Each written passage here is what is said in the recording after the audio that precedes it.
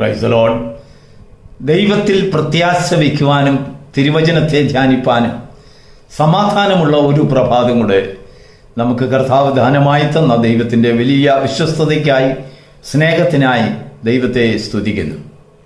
Pentecost Messenger YouTube ചാനലിൽ കൂടെ ഈ പ്രഭാത സന്ദേശം കേൾക്കുന്ന എല്ലാ പ്രിയപ്പെട്ടവരെയും ഈ തരുണത്തിൽ കർത്താവ് ധാരാളമായി അനുഗ്രഹിക്കുമാറാകട്ടെ. നമ്മളിപ്പോൾ ഒരു യുദ്ധ തലമുറയിലാണ് ജീവിക്കുന്നത്. മുമ്പെങ്ങും കണ്ടിട്ടില്ലാത്തതായ ഒരു നീണ്ടു നിൽക്കുന്ന യുദ്ധത്തിൻ്റെ ഭീഷണി നമ്മെ ദിവസം തോറും ധംസിച്ചു കൊണ്ടിരിക്കുകയാണ്. ഇറാനും അമേരിക്കയും ഇസ്രായേലും മാത്രം അവർ 3 പേരും കൂടെ ചേർന്നും കൊണ്ട് നടത്തിയ ഒരു മത്സര ഓട്ടം ഇപ്പോൾ പല ദിശകളിൽ നിന്നുകൊണ്ട് സാധാരണക്കാരുടെയും സമാധാനം കെടുത്തുകയും ജീവിതം വളരെ താളം തെറ്റിച്ചതാക്കുകയും ചെയ്തുകൊണ്ടിരിക്കുകയാണ്.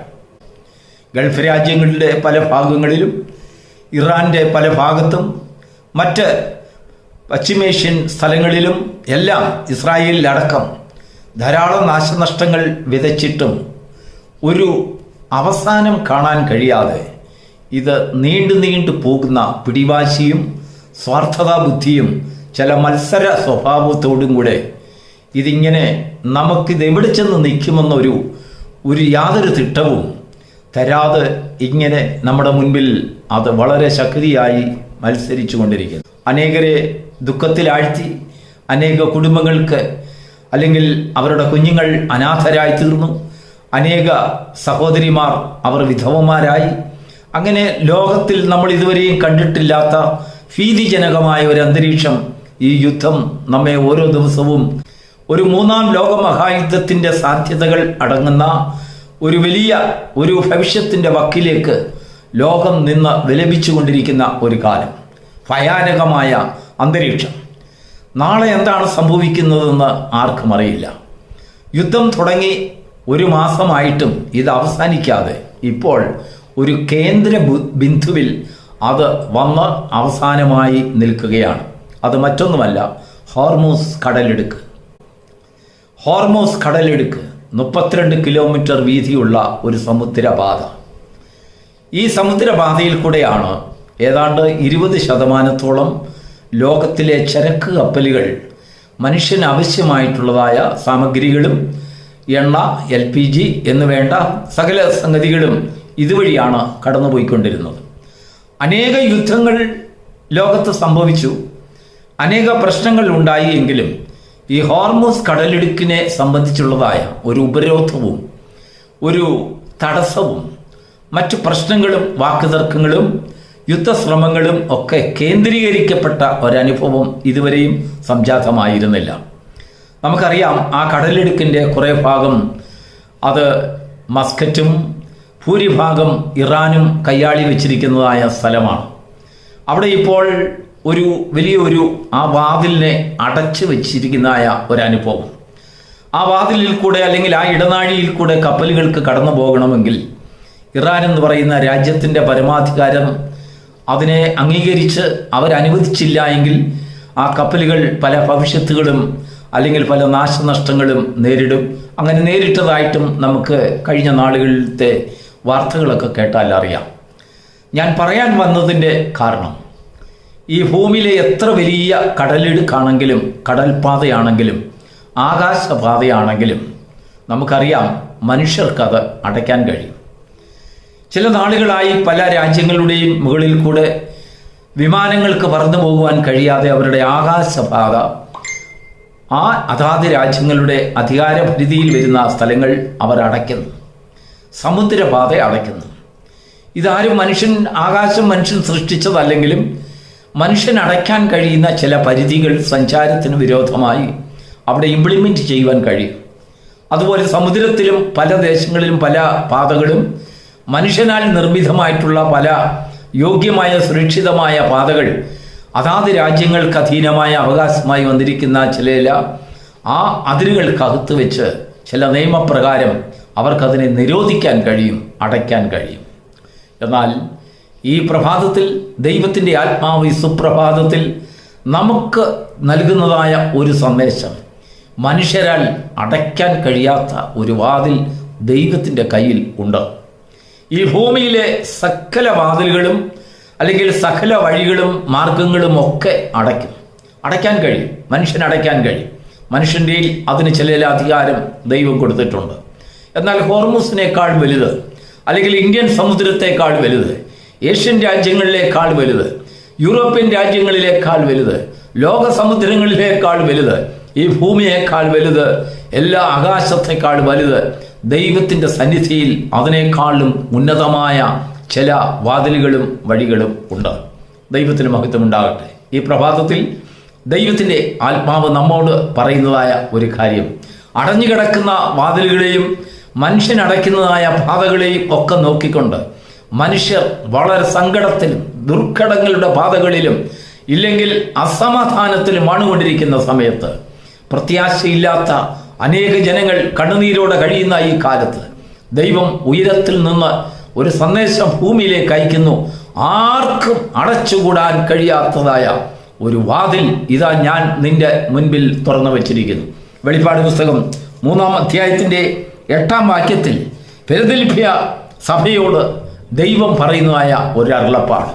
അടഞ്ഞുകിടക്കുന്ന വാതിലുകൾ പലതും ഫിലദെൽഫിയ സഭ കണ്ടു.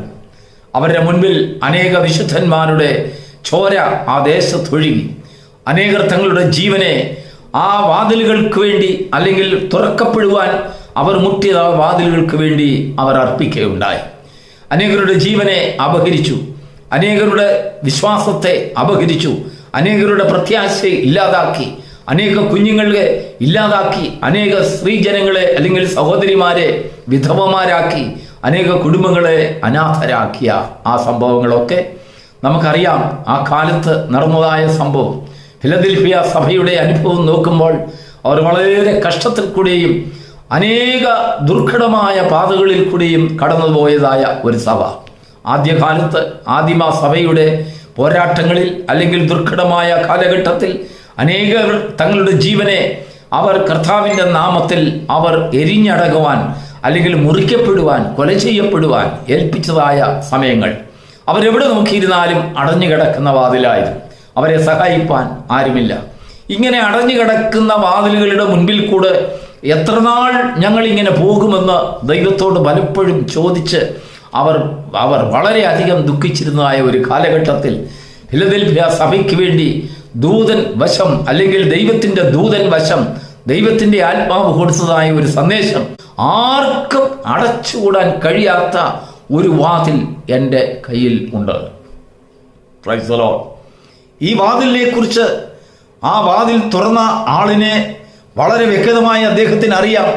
ഈ വാതിൽ അടയ്ക്കുവാൻ അല്ലെങ്കിൽ സർവശക്തിയോടും കൂടെ പോരാടുന്ന ചില ശക്തികളുടെ പരമാവധി ശക്തി എത്രത്തോളമെന്ന് തൂക്കി നോക്കിയവനാണ്. അതുകൊണ്ടാണ് താൻ ശക്തിയായി അല്ലെങ്കിൽ വളരെ നിശ്ചയമായി യോഹന്നാൻ മുഖാന്തരം പറയുന്നത്, ഞാൻ തുറന്നു വച്ചിരിക്കുന്ന വാതിൽ ആർക്കും അടച്ചുകൂടാ, ആരെക്കൊണ്ടും അടയ്ക്കാൻ സാധിക്കുകയില്ല.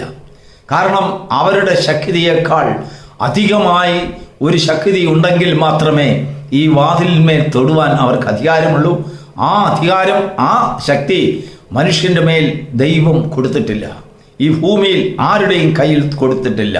ദൈവത്തിന് സ്തോത്രം. നമ്മുടെ നഗ്ന കണ്ണുകൾ കൊണ്ട് നമ്മുടെ ദൈനംദിന ജീവിതത്തിലെ അനേക പോരാട്ടങ്ങളെ നാം എടുത്ത് പഠിക്കുമ്പോൾ നമ്മുടെ ബുദ്ധിയിലും നമ്മുടെ ജ്ഞാനത്തിലും അടഞ്ഞുകിടക്കുന്ന വാതിലുകളെയും അടയ്ക്കപ്പെട്ട വഴികളെയും തുറമുഖങ്ങളെയും ഇടനാഴികളെയും സമുദ്രപാതകളെയും ഒക്കെ നമുക്ക് കാണാൻ കഴിയും. എന്നാൽ അത് തരുന്നതായ ഒരു സന്ദേശമുണ്ട്. ഒരുവനാലും അടയ്ക്കാൻ കഴിയാത്ത ഒരു വാതിലിൻ്റെ അവകാശി ഉയരത്തിൽ ജീവിക്കുന്നുണ്ട്. ആ ഉയരത്തിലുള്ള സർവശക്തൻ ഒരു വഴി തുറന്നാൽ ആ വഴി ആർക്കും അടയ്ക്കാൻ കഴിയില്ല.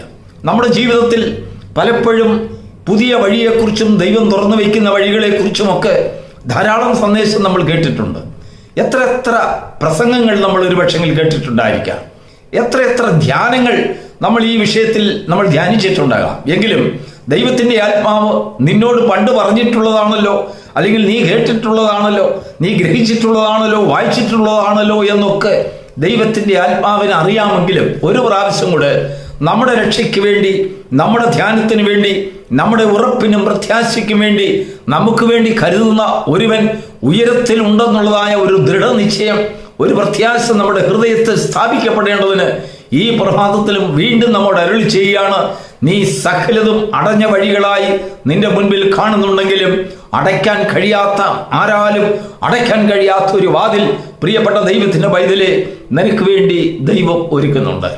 ആത്മീക ജീവിതത്തിൽ, ഭൗമിക ജീവിതത്തിൽ ഈ കാലത്തിൽ വളരെയധികം പ്രതിസന്ധികളിൽ കൂടെ നടന്നു പോകുന്നതായ ഒരു കൂട്ടം ജനങ്ങൾ ഈ യുദ്ധ കാലഘട്ടത്തിലും അല്ലെങ്കിൽ ഓരോരോ അടിയന്തര കാലഘട്ടങ്ങളിലുമൊക്കെ അനേക വിഷയങ്ങളിൽ അടഞ്ഞു കിടക്കുന്ന വാതിലുകളായി അനേക അനുഭവങ്ങൾ നിന്റെ മുൻപിൽ നിന്ന് ഒരു നീരാളിയെ പോലെ കണ്ണുമിഴട്ടി കാണിച്ചുകൊണ്ട് നിന്നെ ഭയപ്പെടുത്തുവാനും ഭീഷണിപ്പെടുത്തുവാനും നിന്റെ മുൻപിൽ പ്രത്യാശയില്ലാത്ത ഒരു ജീവിതത്തെ എപ്പോഴും നിന്നോട് അത് പുലമ്പിക്കൊണ്ട് നിന്റെ ഉള്ള ധൈര്യത്തെയും നഷ്ടപ്പെടുത്തുമാറ് നീ തുടങ്ങിയിരിക്കുന്ന ഓട്ടം അല്പം പോലും പ്രയോജനമുള്ളതല്ല, ഒരു തൽസ്ഥാനത്തേക്ക് എത്തുവാൻ അത് നിന്നെ പ്രാപ്തനാക്കുകയില്ല എന്ന് നിന്നോട് പോർ വിളിച്ച് പേരെടുത്ത് പറഞ്ഞ് നിന്നോട് വാതുകെട്ടി സംസാരിച്ച് നിന്നെ ബലഹീനനാക്കുന്ന അനേക സാഹചര്യങ്ങൾ നിന്റെ മുൻപിൽ ഉണ്ടെന്ന് ദൈവം, സർവശക്തനായ ദൈവം തിരിച്ചറിയുന്നുണ്ട്.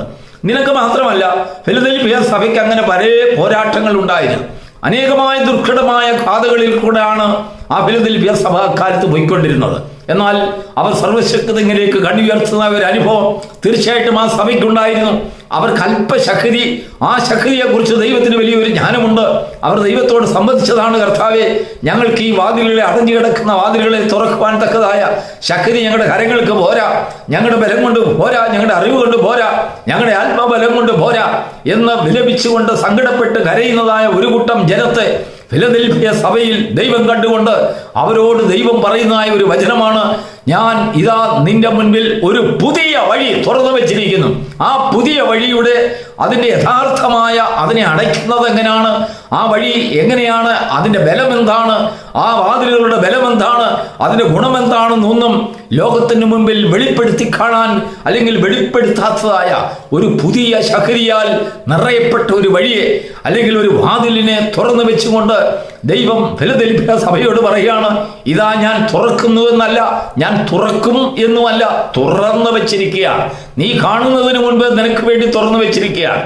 അതേ വചനം ഫിലദെൽഫിയ സഭയ്ക്ക് വേണ്ടി മാത്രമല്ല, ഇന്ന് അടഞ്ഞ വാതിലുകളുടെ മുമ്പിൽ വിലപിക്കുന്ന ഹൃദയങ്ങളോട്, തകർന്നിരിക്കുന്ന ഹൃദയങ്ങളോട് എങ്ങോട്ട് പോകണം, കുഞ്ഞുകുട്ടികളുമായിട്ട്, എൻ്റെ കുടുംബവുമായിട്ട് ഞാൻ എങ്ങോട്ടാണ് തിരിയേണ്ടതെന്ന് ഒരു തിട്ടവുമില്ലാതെ നട്ടം തിരിയുന്ന ജീവിതങ്ങളോട്, ദൈവത്തിൽ പ്രത്യാശ വയ്ക്കുന്ന ജീവിതങ്ങളോട് അരുമനാഥന്റെ മുഖത്തേക്ക് നോക്കിക്കൊണ്ട് ഞാൻ തന്നെ വഴിയും സത്യവും ജീവനെന്ന് ഈ ലോകത്തിൽ ശിഷ്യന്മാരോടും തന്റെ ഭക്തന്മാരോടും അരുളി ചെയ്തതായ ദൈവം, ഞാൻ തന്നെ വാതിലാകുന്നു, ഈ വാതിലിലൂടെ കടക്കുന്നവൻ നിത്യജീവനിലേക്കുള്ളതായ പെരുവഴിയിൽ അവന്റെ ജീവിതവും വളരെ ഉല്ലാസകരമായ ഒരു യാത്ര അവന് ശേഷിച്ചിരിപ്പുണ്ട് എന്ന് വാഗ്ദത്തം ചെയ്തതായ കർത്താവ് തന്നെ ഇന്ന് നമ്മോട് സംസാരിക്കുകയാണ്. നിന്റെ മുൻപിൽ നീ അറിയുന്നതിന് മുമ്പ്, നീ നോക്കുന്നതിന് മുമ്പ്, നിന്റെ കരച്ചിൽ സ്വർഗത്തെത്തുന്നതിന് മുമ്പ് നിനക്ക് വേണ്ടി ഒരു വാതിൽ തുറന്നു വച്ചിരിക്കുന്നു. ക്രിസ്തുവിൽ കൂടെ ഈ വാതിലിന്റെ ദർശനത്തെ പ്രാപിക്കുന്ന ദൈവമക്കൾക്ക് ഈ പ്രഭാതത്തിൽ ഈ വാതിലിന്റെ ഗുണത്തെക്കുറിച്ച്, അതിന്റെ മഹത്വത്തെക്കുറിച്ച്, അതിന്റെ ബലത്തെക്കുറിച്ച് ഒരു വലിയൊരു നിശ്ചയമുണ്ടാകും. ഈ വാതിലിൽ ആശ്രയിക്കാൻ നിനക്ക് കഴിയുന്നുണ്ടോ? ഈ വാതിൽ കൂടെ കടക്കുവാൻ നിനക്ക് കഴിയുന്നുണ്ടോ? ആ വാതിലിനെ കുറിച്ചുള്ള ഒരു പ്രത്യാശ നിന്റെ ജീവിതത്തിൽ വരുമ്പോൾ, അടിയുറച്ച വിശ്വാസം, ഇല്ലെങ്കിൽ ഈ വാതിൽ ആരെക്കൊണ്ടും അടയ്ക്കാൻ സാധ്യമല്ല എന്ന് നീ ശത്രുവിനോട് വാതുകെട്ടി നീ സംസാരിക്കുന്നതിന് വരെയും ആ വാതിലിന്റെ മഹത്വം നിന്റെ ജീവിതത്തിൽ പ്രതിഫലനം ഉണ്ടാക്കുകയില്ല. എന്നാൽ നീ എപ്പോൾ ആ വാതിലിനെ കുറിച്ച് പ്രശംസാ വിഷയമായി നിന്റെ ജീവിതത്തിലും നിന്റെ കുടുംബത്തിലും നിന്റെ വ്യക്തിപരമായ ജീവിതത്തിലും ഒരു പ്രശംസാ മന്ദിരമായി നിന്റെ ജീവിതത്തിൽ അത് അവശേഷിക്കുമ്പോൾ, അത് ശബ്ദമുയർത്തുമ്പോൾ, അതിന്റെ കിരണങ്ങൾ നമ്മുടെ ഭവനത്തിലേക്ക് വന്നെത്തുന്നതിനിടയായിത്തീരും. അതിൽ കൂടെ പ്രകാശം എത്തുന്നതായ ആ നീതി സൂര്യന്റെ പ്രകാശം നമ്മുടെ ഭവനങ്ങളിലേക്കും ജീവിതത്തിലേക്കും എത്തുമ്പോൾ ഒരു പുതിയ ജീവനും പുതിയ പ്രത്യാശയും നമ്മുടെ ജീവിതത്തിൽ അത് പ്രതിനിധാനം ചെയ്യും. ആ കിരണങ്ങളെ കാണുവാൻ ഈ പ്രഭാതം നിന്നെ സഹായിക്കുമാറാകട്ടെ. God bless you.